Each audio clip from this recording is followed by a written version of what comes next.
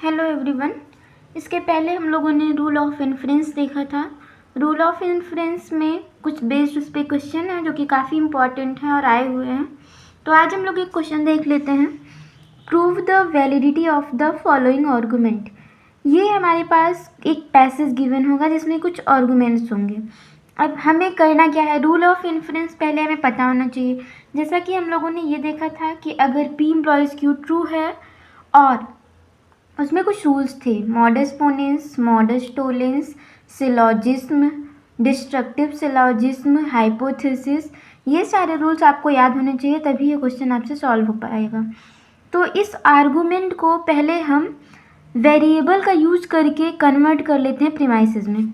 तो सबसे पहले if then, comma means then होता है, हमें पता होना चाहिए।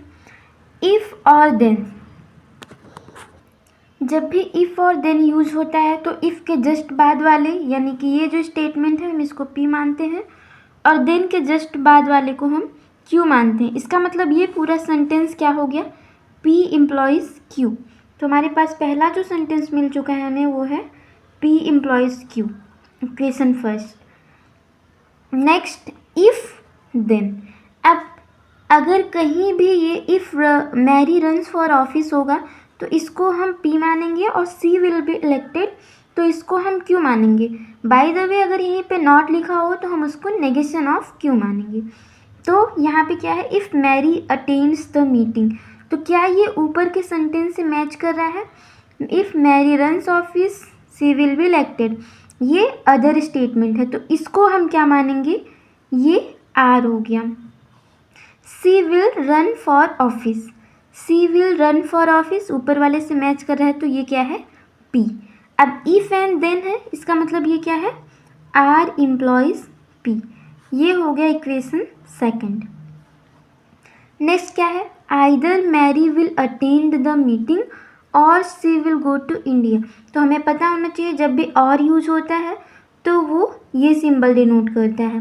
तो इसको हम देख लेते हैं, Mary will attend the meeting, क्या ये ऊपर किसी से मैच कर रहा है, हाँ ये आर है तो ये पूरा हो गया आर। और सी will go to India, she will go to India ऊपर किसी से मैच कर रहा है, नहीं तो ये हम मान लेंगे एक नया स्टेटमेंट। तो ये क्या हो गया, आर और एस। तो थर्ड क्या हो गया, आर और एस। ये हो गया इक्वेशन नंबर थर्ड।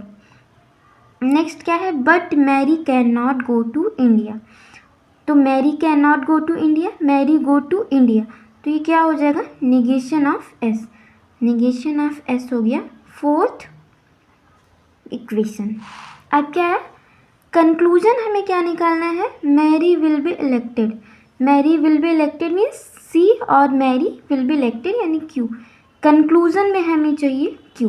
अब हमें इसको सॉल्व कैसे करना है, तो अब रूल ऑफ इन्फ्रेंस हमें यहाँ पे यूज़ करना है। तो सबसे पहले यहाँ पे हम देख लेते हैं, R implies P and P implies Q। तो आप लोग को रूल याद होगा, according to syllogism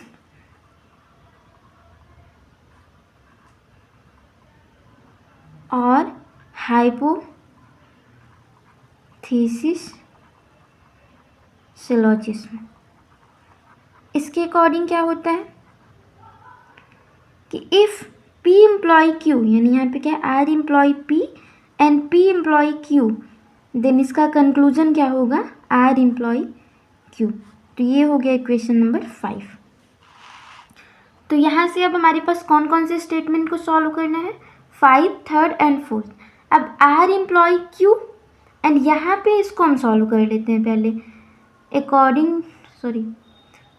equation number third and fourth, R और S and negation of S। इसके अकॉर्डिंग क्या होता है कि इफ़ R और S, ये कौन सा रूल है, according to destructive syllogism, destructive syllogism, इसके अकॉर्डिंग क्या होता है, इफ़ R और S and negation of S, तो कंक्लूजन इसका निकलेगा R। अब ये हो गया इक्वेशन नंबर 6। ऑलरेडी हम लोगों ने ये चारों सॉल्व कर लिया। अब हमें इन दोनों को सॉल्व करके कंक्लूजन क्यू लाना है। तो क्या है equation, R implies Q and R. आप लोग को याद होगा according to modus ponens if R implies Q and R then conclusion will be Q. तो क्यू यहाँ पे आ गया सॉल्व करके, तो यही कंक्लूजन है, यही हमें लाना होता है इस इक्वेशन को सॉल्व करके। तो आज के लिए इतना ही, आगे नेक्स्ट क्वेश्चन हम नेक्स्ट वीडियो में देखेंगे। Thank you.